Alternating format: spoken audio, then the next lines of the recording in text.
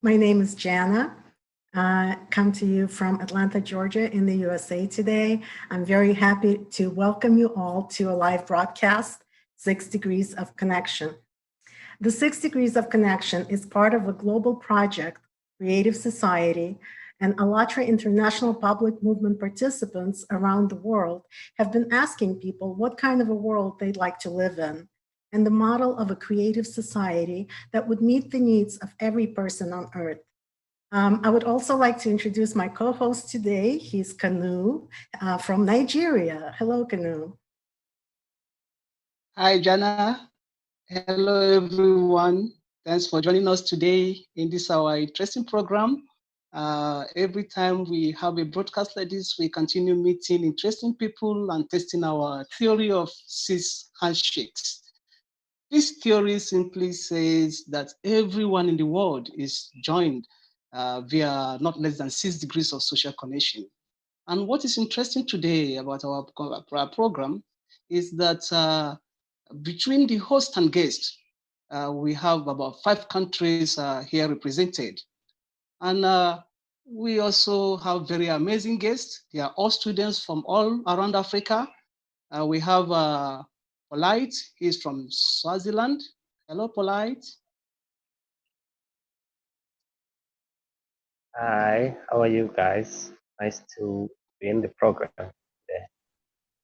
Yeah, welcome, Polite. And we have Rachel from Uganda. Hi, Rachel.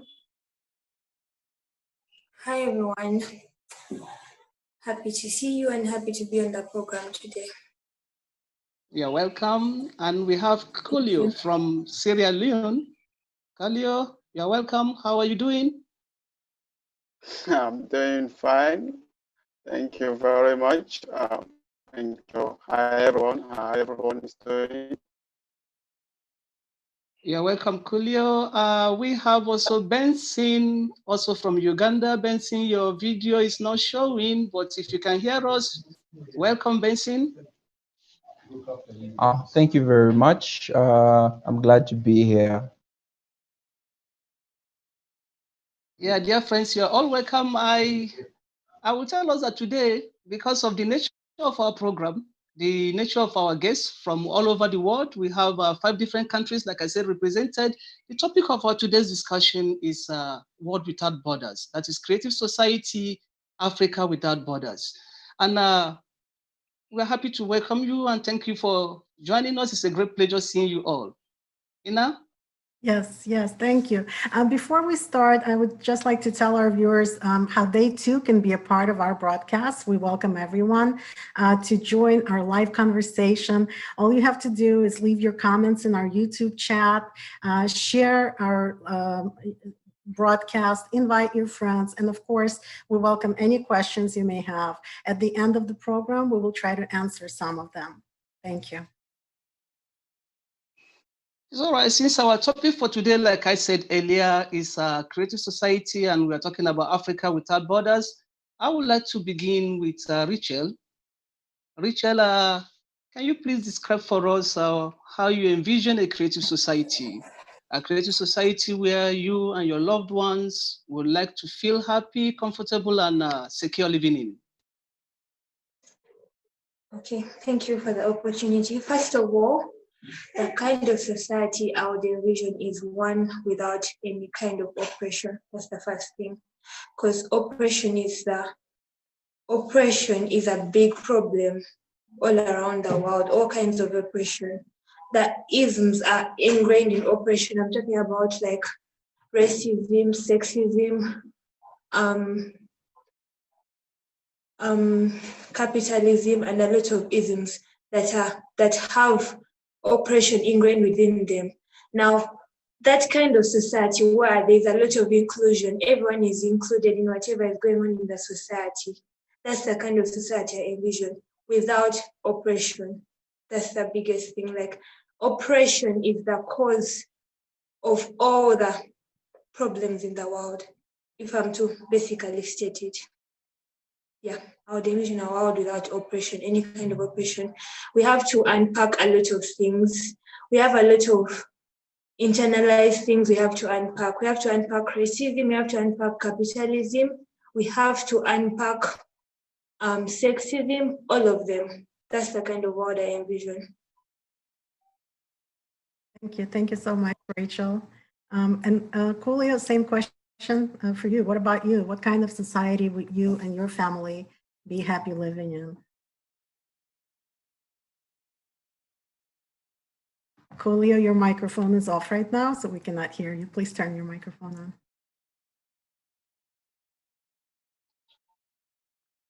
Thank you very much for this wonderful question today.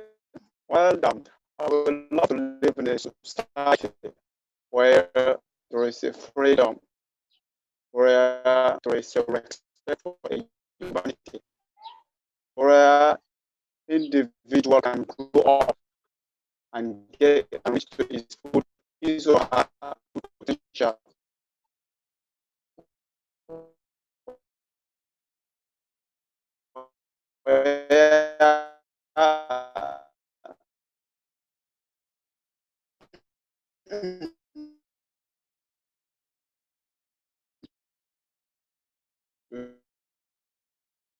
Unfortunately, it sounds like Kullio does not have a good connection. Justice can be revealed. Thank you very much.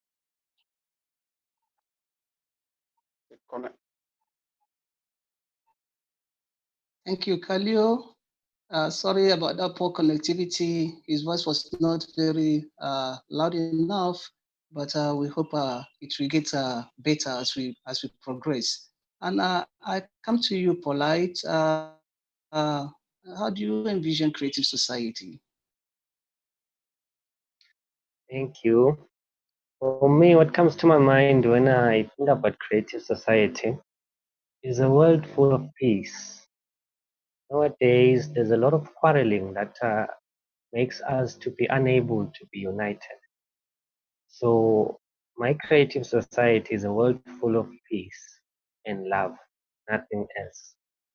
First of all, we should cultivate peace amongst us. We should have peace between countries, peace between people of different races, peace between neighbors, even peace within each individual. So to me, a creative society is a world where there is peace and love. Thank you. Thank you. Thank you so much. That's a great answer. I love that. And what about you, Benson? What will life in the creative society be like? Well, I think I've heard what everyone else has said, and I pretty much agree. But I feel like being human in its very sense requires that you have some sort of basic life. You have health, you have education, you have safety, you have shelter.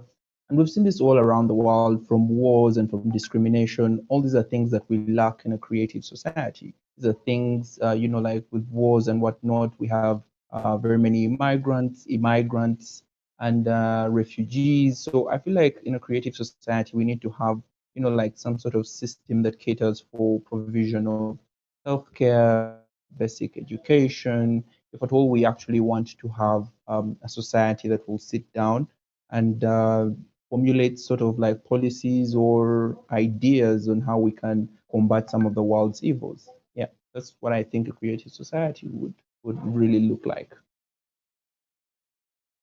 Wow, thank you guys. That's a very amazing answers from you. Rachel, it seems everybody is talking about creative society and everybody wants to live in a creative society. I would like to ask you, Rachel, what do you think needs changed so that we could have that society where everyone is happy? I beg your pardon? Yes, I said everyone would want to live in a creative society, but could you tell us what in your mind you think needs to be changed in the current society so that everyone could live in that society where all of us would be happy? Okay, what needs to be changed? First of all, I think on an individual basis, everyone has to look at how they see the world, how they look at humanity, how they look at someone else, how they view them. We have to, that's how it was, that change we want has to start with ourselves.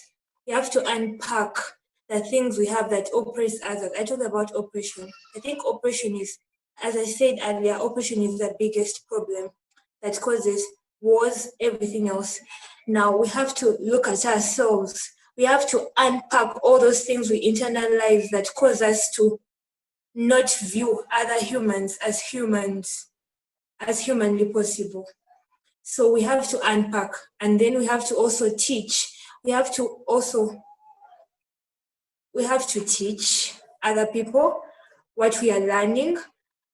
Basically, I just think we have to unpack whatever is in ourselves so that we can view other humans and treat them as humans, not as the way we see them. That's basically it. Yeah, thank you. Great answer, Rachel. The next question I would like to ask Benson. Benson, I know you're a student of law and you're very active socially. I would like to ask you, what should social assistance and work conditions look like in order for people to grow, fully show their abilities, best qualities, and potential? Okay, so thank you very much. Like you said, the basic idea of being human is having human rights.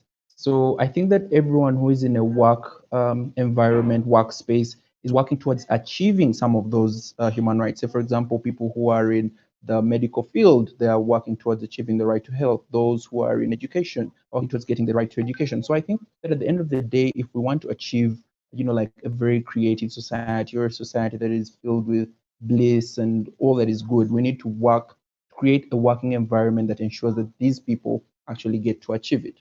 So when I look at the current working environment today, we have so much discrimination. We have, like racial discrimination, sex discrimination, religious discrimination, and all these things impede on the institutional kind of performance. So at the end of the day, when you have doctors that are being racially discriminated against, or female doctors that are being sexually harassed, they at the end of the day do not provide the right to health to these very many vulnerable people. So I feel like in order to have a creative society, we need to, like have strong and independent human resource management structures within these workplaces so that we can have, like credible places to report to when we have discrimination going on and about, or when we have an equal pay for these female workers, when many of these workers are being racially discriminated against. But even more importantly, we need to have like an auditing system. This auditing system requires to kill, vices like corruption, which, by the way, we would not shy away from, but very many of our countries are languishing in poverty because of corruption. So we think that when we have these strong institutions that do checks and balances on how people spend public money or even private money, because at the end of the day, charity starts at home. So I think that at the end of the day, we need to have that sort of system. What you kill is corruption, you kill, and also you're able to improve service delivery. So honestly, that's what I think the working environment should really look like if people are to achieve their full potential. Amazing, amazing. Thank you very much, Benson. While he was talking, he did mention something, and that gets me interested in Polite. Polite, you're a medical student. He talked about having a society where things work. I don't know, how do you envision this? How do you, from your discipline, what do you think healthcare and education should be? How do you see these spheres? How do you see them functioning? Well, when it comes to education and health, I think the first thing we should part with is pride. And people love money, which means we should do away with pride and avarice, because there are a lot of things that are happening in medicine. Uh, People are creating diseases so that they can sell drugs. People are telling people to go to their pharmacies. No, there's too much love of money and selfishness. So when it comes to education, I think love should be the highest value, or sort of like the highest value in that you can attain when it comes to education. You should learn the skill of loving other people, of living for other people. Not everything is about you. Human life is very important. So when it comes to medicine and education, we should teach people about living for other people and do away with pride, selfishness, and the love of life. Otherwise, I think that's it. Yeah, thank you. Thank you, Polite. That's exactly, what creative society is all about. It's about doing for others. And, basically it's all about a person and a human being and everything directed towards the human. I want to ask Kullio. So I know you are studying procurement and logistics. So I have this interesting question for you. One of the 8 foundations of the Creative Society is justice and equality.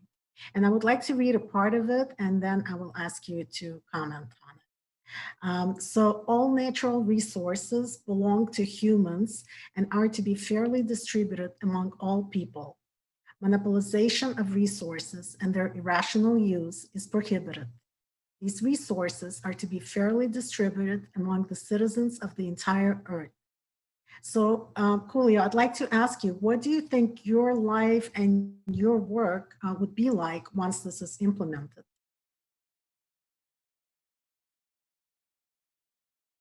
Um, um, Thank you very much for this. For me, if I think of human resources, it's like everything in the world that we think of relating to resources. I think we have to make share these resources that are given of in terms of inequality society. I think we don't have to take the resources as our own. People make dominant on these resources. Sometimes they make maybe living in the north part of this country, Sierra Leone, and the north part of Sierra Leone is having a lot of resources like let me say gold, oxide, But as a human in society, as a good human in a society, we have to be together. Let me see how we can work with these resources and take these resources and then we try to make use of these resources so that we can share it and everyone can benefit for every let the resources be benefit to each and every individual in the world. Thank you very much. Thank you very much, Kullio. We apologize for that poor connectivity, but we are hoping it will get better. And thank you, dear guests, for these wonderful, amazing answers you are giving. Like Ina, where she was asking, Kullio mentioned the 8 foundations of the Creative Society. You can find them on ALLATRA Unite. And right now on the screen, you can see them. Yes, they are there. The first foundation is human life.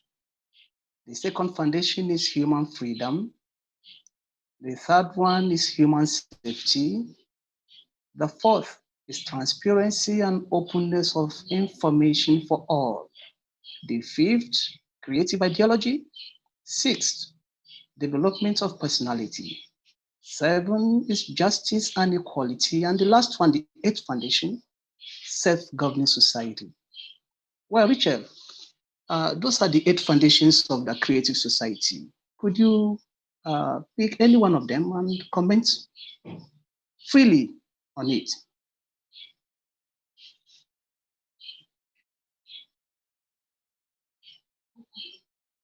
Sorry.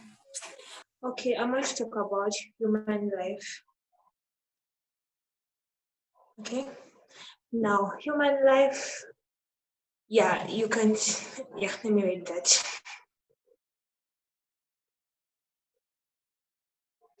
Okay, first of all, human life is very, like our current society, human life is very expendable.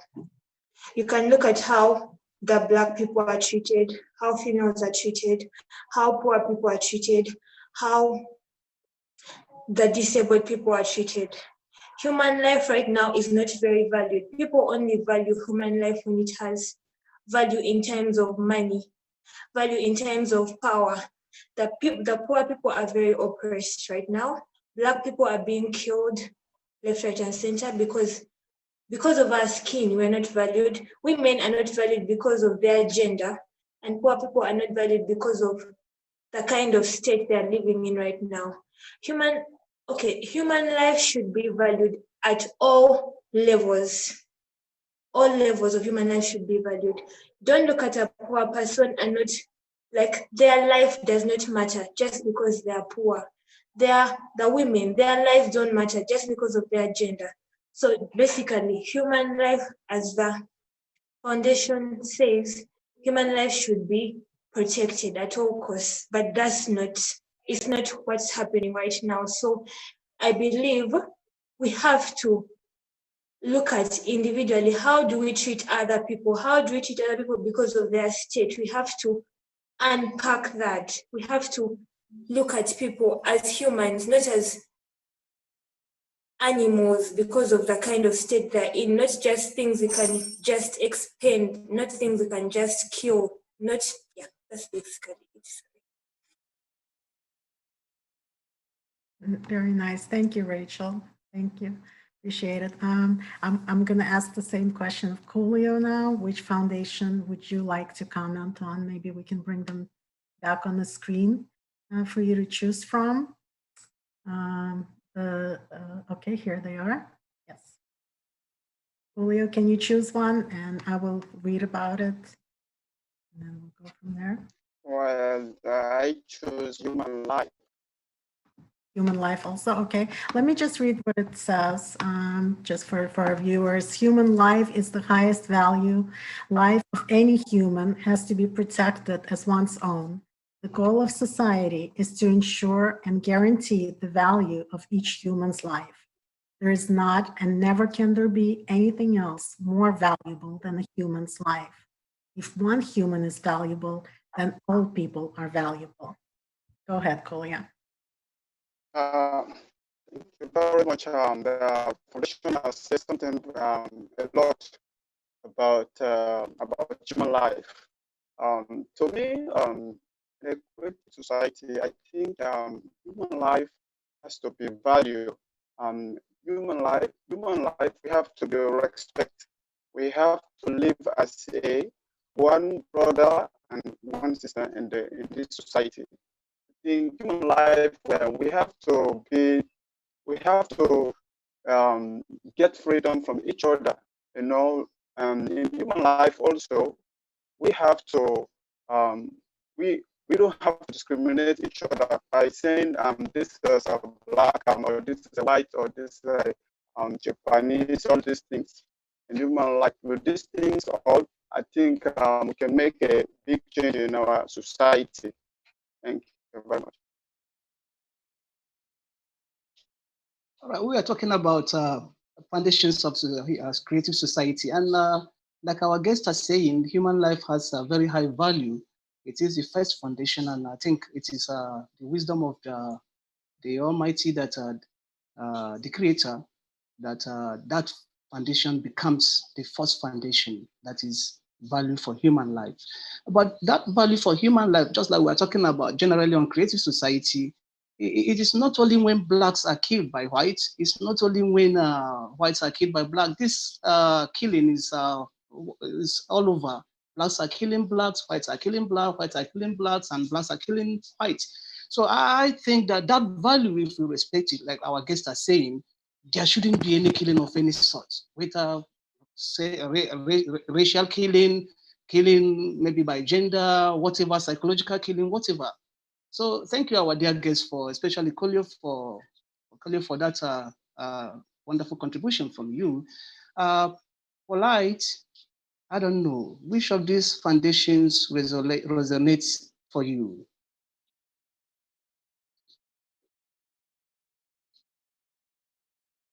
Thank you. For me, it's human freedom, second foundation. I like this second foundation, human freedom, because there is no difference between someone who's in prison and someone who's not in prison. Because come to think of it, you cannot go to any other country without permission. No, these borders and everything, they imprison us. And another thing,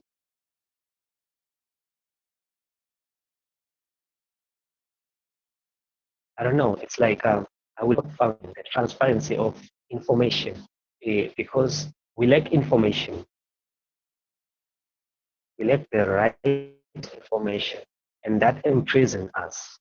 So if the information can be sort of like distributed to everyone, then we can have a freedom of choice on what to believe, what to do, on anything. So first of all, I think we should disseminate the information for all so that people can choose what to do and then they can be free. I think those two are my favorite. Thank you, Polite. Appreciate that. Benson, what about you? What foundation would you like to comment on?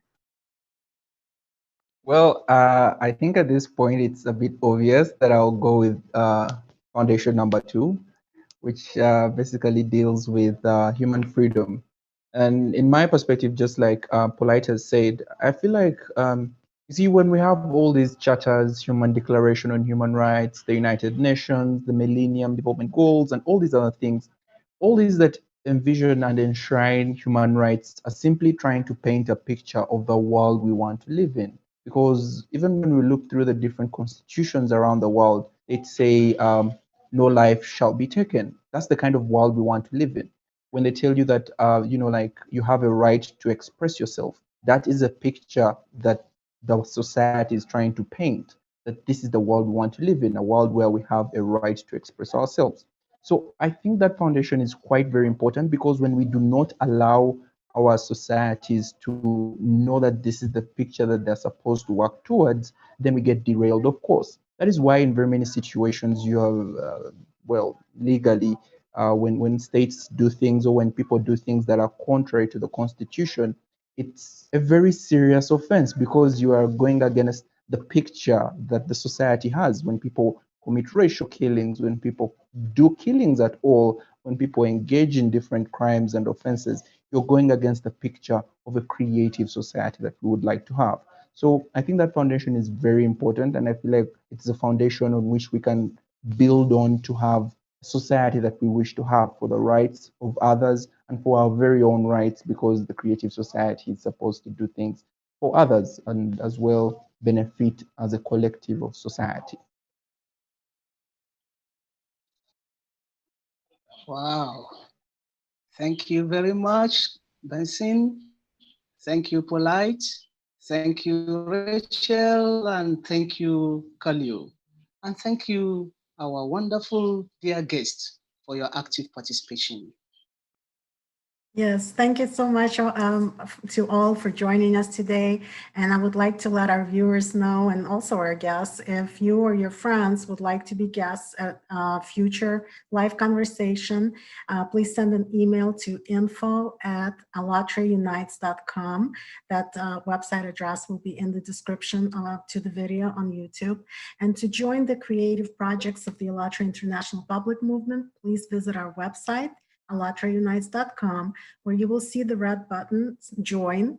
And all you do is you click on that, just a very simple form to fill out, and then we will be in touch with you, and we'll tell you, or you will tell us what you'd like to do. And also you can explore additional information about the 8 foundations of the creative society and participate in conversations on ALLATRA Radio, or send your ideas of creative society, any suggestions you may have, to info@allatraunites.com. Thank you.